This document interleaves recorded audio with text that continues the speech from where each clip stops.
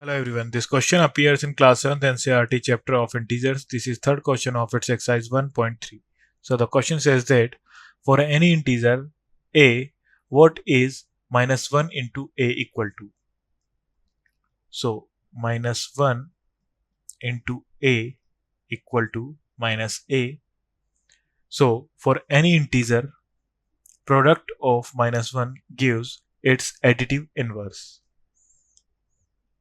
Second, determine the integers whose product with minus 1 is. Minus 22 into minus 1 is equal to 22.